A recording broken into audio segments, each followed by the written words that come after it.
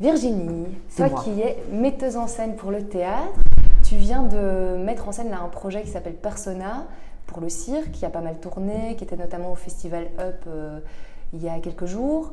Qu'est-ce que tu peux me dire de cette expérience-là que le théâtre peut apporter au cirque ou bien que le cirque t'apporte toi à ta pratique de théâtre? Enfin, en gros, quel est un peu le bilan là de ce truc qu'on pourrait qualifier de transgenre? J'aime bien ce terme de transgenre et en même temps, j'aimerais qu'il ait la possibilité de disparaître à un moment donné, c'est-à-dire qu'on arrive à l'idée qu'on fait des spectacles et qu'on ne fait pas du théâtre ou du cirque ou de la danse ou du conte ou que sais-je, mais que le spectacle est du spectacle et que finalement le mélange des pratiques, l'hybridation est quelque chose de très riche et qui nourrit vraiment. Après, il y a deux questions dans ta question, donc je vais commencer par la première. Finalement, quelle est mon expérience qu'est-ce que je suis allée faire dans le cirque?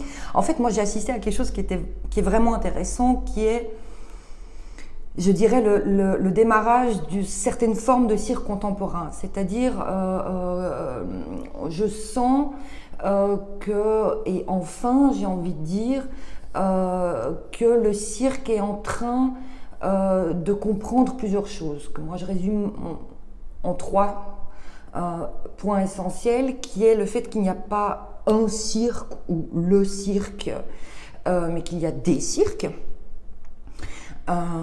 et qu'il y a autant de cirques possibles et de pratiques de cirque possibles, finalement, qu'il y a de créateurs.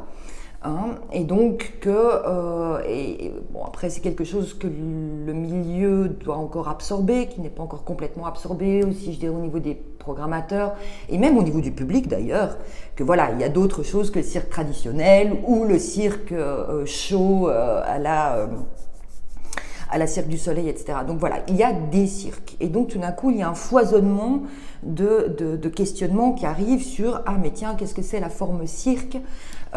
Qu'est-ce qu'on peut faire en tant qu'artiste de cirque de différent ? Qu'est-ce qu'on peut créer, etc. » Donc là, il y a cette chose-là que je sens nouvelle et fébrile et qui est excitante. D'autre part, et pour moi c'est peut-être la chose la plus importante, il commence à y avoir la compréhension du fait que la dramaturgie, l'écriture dramaturgique et dramatique est indispensable.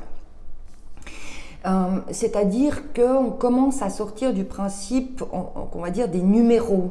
Donc il y a une performance, puis une transition, puis une performance, puis une transition, mais de raisonner l'acte du spectacle comme un acte global, avec un univers global, avec son rythme entier, avec sa dramaturgie entière, qui a un début, un milieu, une fin, etc.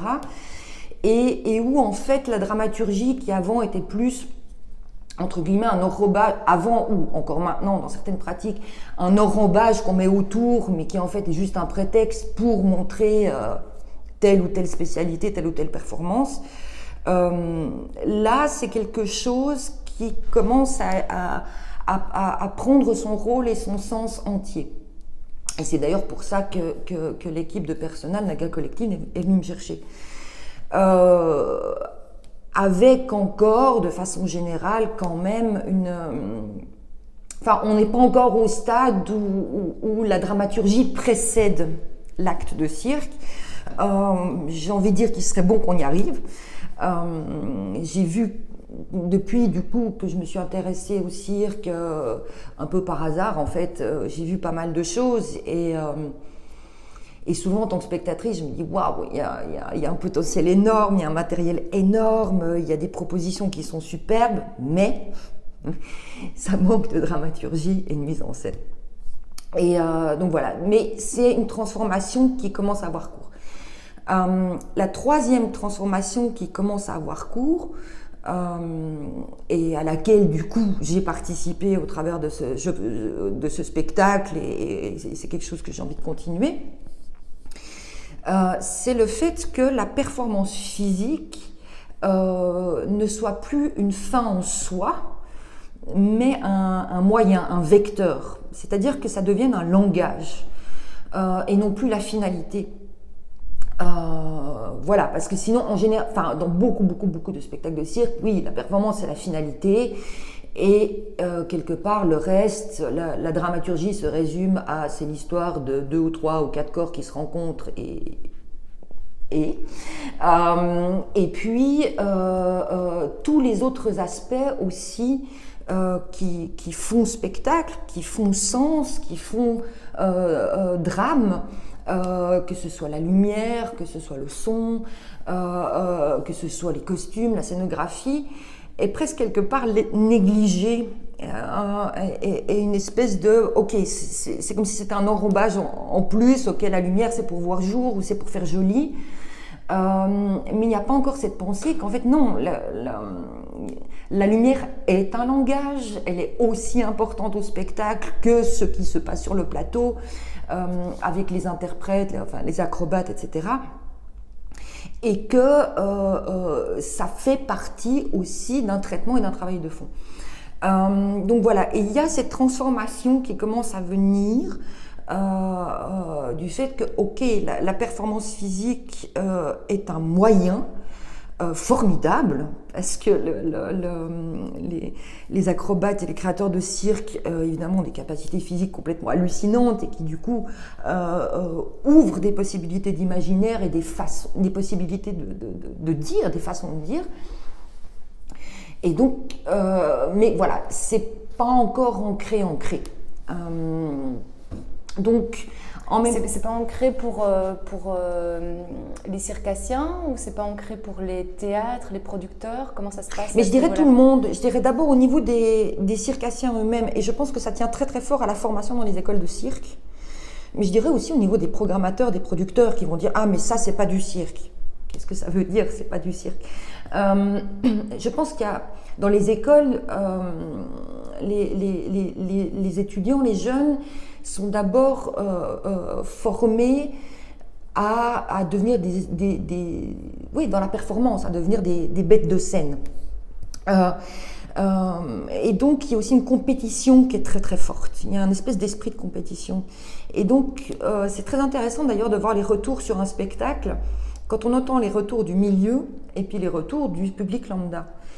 Le retour du milieu, le milieu va toujours dire ah oui mais en fait lui il ne fait qu'un triple machin alors qu'il pourrait faire un quadruple, etc. Là où le public est juste enchanté de ce qu'il a vu. Et il y a encore quelque chose qui n'est pas compris selon moi et qui n'est pas enseigné à apporter dans les écoles à ce niveau-là, c'est que quelque part peut-être que c'est pas ça qui est important de faire le quadruple plutôt que le triple. Parce que dans le quadruple, l'artiste est tellement occupé à juste ne pas essayer de mourir qu'il n'a pas d'espace mental pour mettre de l'âme, pour mettre du jeu, pour mettre un personnage, pour mettre des sentiments, pour mettre de la finesse. Voilà, ok, ça va être froid. Alors que peut-être que si on se dit ah ok, on va faire un triple qui, oui, pour les spécialistes c'est plus simple. Mais qui pour le public va de toute façon rester quelque chose de très beau. Là, par contre, la personne a l'espace mental de ne pas être que dans son mouvement pour ne pas mourir, mais du coup, oui, de mettre des intentions de jeu, etc. Et ça, c'est pas encore quelque chose qui est amené, je dirais même au contraire, on sent ce rapport de compétition, mais qui fait que les circassiens eux-mêmes ont parfois du mal à se rappeler pour qui ils jouent. Tu joues pour le public, tu ne joues pas pour tes pairs dans la salle qui vont te juger. Et ça, tu sens que ça a été amené très fort à l'école. D'autre part, tu sens qu'une autre chose qui a été amenée très fort, c'est une hiérarchisation des métiers. C'est-à-dire, et là j'ai senti que je devais parfois beaucoup me battre, et je l'ai senti aussi en participant à des festivals, en voyant, voilà, quand j'arrive, on me dit, c'est quoi ta spécialité? Et je dis metteur en scène. Et je sens que déjà beaucoup, il y a un truc, ah ok, je ne sais pas toucher mon cul avec ma tête, donc je ne suis pas quelqu'un d'intéressant. Et on sent que c'est comme si, ok, ce qui se passe corporellement est toujours plus important que le reste. Et là, je crois que c'est une erreur grave parce que ça amène à négliger le reste, ça amène aussi à se couper de collaborations qui peuvent être extrêmement fructueuses, et qui est ce que je viens de vivre justement avec cette jeune compagnie qui est dans ces questionnements-là et qui est venue me chercher et qui a accepté aussi d'apprendre et de rentrer dans mon langage théâtral et de créer avec moi un langage hybride. Mais même avec elle, même malgré cette volonté forte qui était une volonté de départ de leur part, j'ai senti à plein de moments qu'elle ne comprenait pas ou pas encore que non, ça et ça, ce n'est pas accessoire, que ça fait partie du spectacle. Il n'y a pas d'abord ce qu'elles font sur le plateau, puis le reste. J'ai donné des exemples, par exemple les conditions techniques, c'est ok, mais c'est pas grave, même si la technique est pourrie, le spectacle a lieu. Non, non, la technique fait partie de l'ensemble, elle est aussi importante que le reste. Mais il y a encore, et ça, encore une fois, je pense que cette hiérarchisation est quelque chose qui vient très très fort de leur formation. Aussi parce qu'on ne fait pas intervenir auprès d'eux des vrais metteurs en scène, des vrais dramaturges, des vrais techniciens dont c'est le métier. Et donc il y a une espèce d'habitude ok, la technique va être faite par tel copain qui est équilibriste mais qui sait chipoter un peu les projecteurs. Ils confondent regard extérieur, qui est quelqu'un qui passe comme ça, avec mise en scène. Et donc non, ce n'est pas pareil, ce sont des métiers. Et le copain qui bricole n'est pas un technicien professionnel. Le regard extérieur ne vaut pas dramaturge et metteur en scène, ce sont des métiers.